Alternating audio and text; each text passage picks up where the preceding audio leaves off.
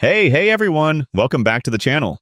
Let me ask you this. Have you ever looked at your to-do list, said, I'll do it later, and then ended up watching Netflix for 3 hours instead? I know I have. Procrastination is the ultimate productivity killer. But guess what? I've cracked the code. And today, I'm sharing with you 8 powerful techniques that helped me conquer procrastination once and for all. These aren't just your typical get-organized tips, but real actionable strategies that have worked for me and could work for you too.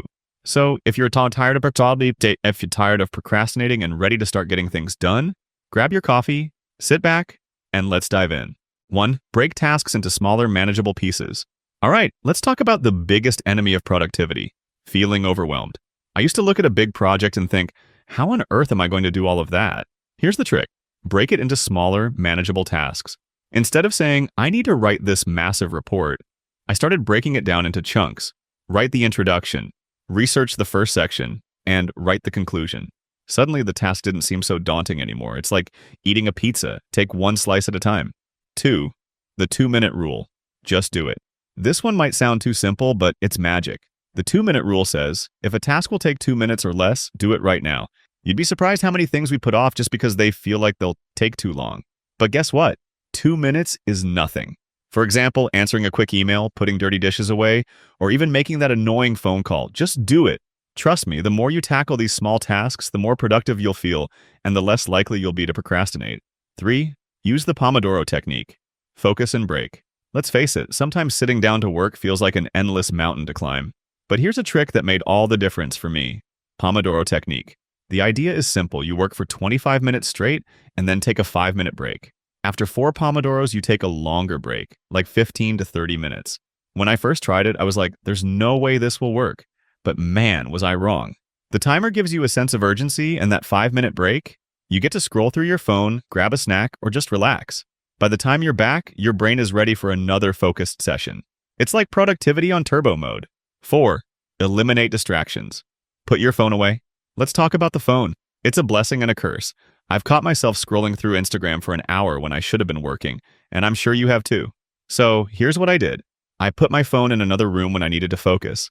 Another trick I used is to leverage distraction blocking tools that turn staying off your phone into a game.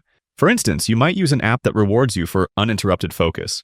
If you manage to stay on task, you earn points or grow a virtual reward, but if you check your phone, you lose it all. It's a fun way to challenge yourself and keep distractions at bay. You can easily find such apps on both Android and iOS.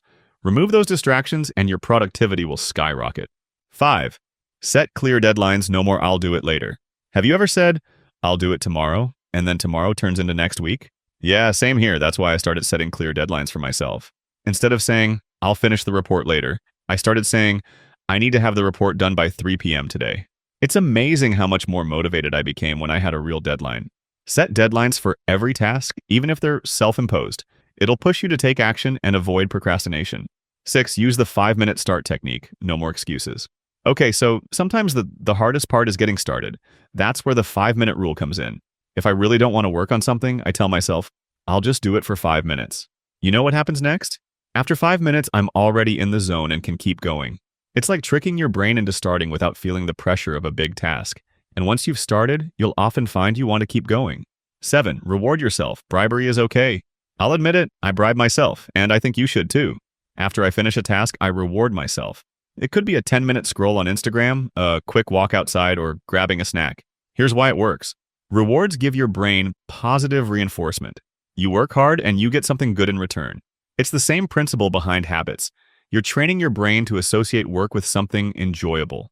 So go ahead, treat yourself. 8. Practice self-compassion. You're only human. Now here's the thing. No one's perfect. There are days when procrastination wins, and that's okay. Don't beat yourself up about it. What's important is to forgive yourself and move on. If I procrastinate, I tell myself, it's all right, I'll do better tomorrow. And that's it. Self-compassion is key. The more kind you are to yourself, the less likely you'll feel guilty and stuck. The truth is, progress is about the journey, not perfection. So treat yourself like you'd treat a friend. Encourage yourself to do better, but don't dwell on the mistakes. Conclusion. And that's a wrap. 8 techniques that helped me kick procrastination to the curb. These strategies aren't about being perfect. They're about progress. Start applying just 1 or 2 of these today and watch how much more you can accomplish. But here's the thing. Don't wait. Start now. Set that timer, break that big task down, and get going. If you found this video helpful, don't forget to like, subscribe, and share it with a friend who needs a little extra motivation to stop procrastinating. Let me know in the comments, which technique are you going to try first? I'd love to hear from you. Thanks for watching, and I'll see you in the next one.